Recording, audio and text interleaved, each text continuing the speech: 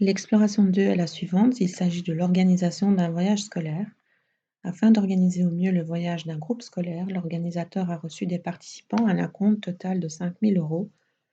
Le voyage n'étant prévu que dans plusieurs mois, il se renseigne auprès de sa banque afin de placer à court terme cet argent et le banquier lui propose de le placer à intérêt simple au taux mensuel de 0,1%.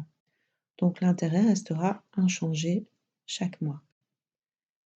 Donc on vous demande de calculer l'intérêt perçu pendant le premier mois de placement, donc 5 000 fois 0,001, 0,1%. Donc ça fait du 5 euros et cet intérêt est inchangé, quel que soit le mois. Durant le second mois, on perçoit également 5 euros et ainsi de suite. Et si on vous demande de calculer le montant disponible, eh bien après un mois, on a toujours les 5 000 de départ, plus l'intérêt de 5 euros pour le premier mois.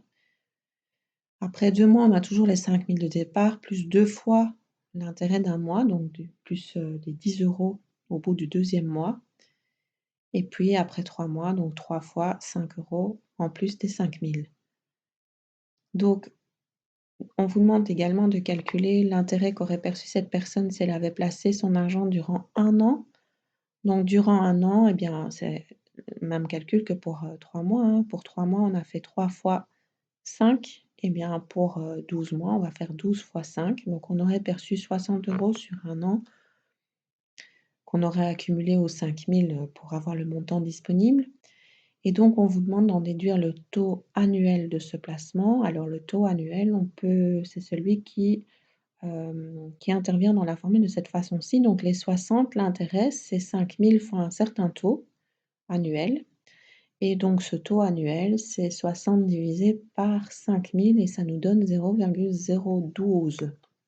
Alors, on remarque tout de suite que c'est 12 fois plus grand que 0,001. Et donc, du coup, on va pouvoir faire le lien entre le taux annuel et le taux mensuel. Le taux mensuel, c'est le taux annuel divisé par 12.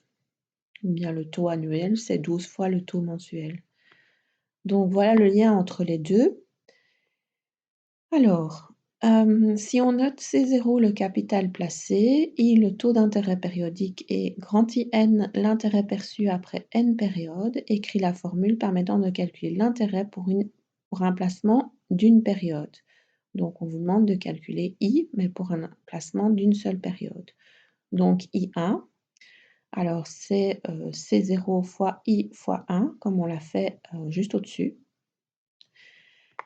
Et donc, on va pouvoir écrire cette fois-ci la même chose, mais pour n périodes. Donc, on l'avait fait ici, hein, en fait, pardon, ici, dans cette partie-là, en fait. Donc, 5 fois 1, 5 fois 2, 5 fois 3. Alors, ici, le 5, qui venait bien entendu de C0 fois I. Alors, pour IN, on aura C0 fois I fois N cette fois-ci. Le 5 venait de C0 fois I. Et puis, on le calcule n fois pour l'intérêt cumulé. Et donc, on vous demande d'écrire la formule permettant de calculer la valeur acquise Cn, c'est-à-dire le montant total disponible après n périodes. Donc, Cn, c'est la valeur de départ plus l'intérêt au bout des n périodes. Donc, c'est C0 plus, et ceci, c'est C0 fois I fois n. Alors, si on veut mettre en évidence le C0, on peut, hein. Donc ici, il va rester 1 et là, il va rester plus I fois N. Donc c'est 0 fois 1 plus I fois N. On en arrive donc aux formules. L'intérêt, c'est finalement la valeur de départ fois le taux périodique fois le nombre de périodes. Et la valeur acquise, c'est la valeur de départ, c'est 0 plus l'intérêt. Ou bien, si on veut le réécrire autrement, la valeur de départ plus c'est 0 fois I fois N. Ou bien encore une autre façon de l'écrire, c'est C0 fois 1 plus I fois N. Ça vient de la mise en évidence de C0 ici dans la première. On en arrive aux définitions. Un capital est placé à intérêt simple si c'est le capital initial qui produit l'intérêt pendant toute la durée du placement et uniquement le capital initial. Et la valeur acquise, c'est le capital obtenu à la fin de la période. Dans le cas où vous avez placé de l'argent, c'est la somme que vous possédez en fin de placement et dans le cas où vous avez emprunté de l'argent, c'est la somme que vous devez rembourser.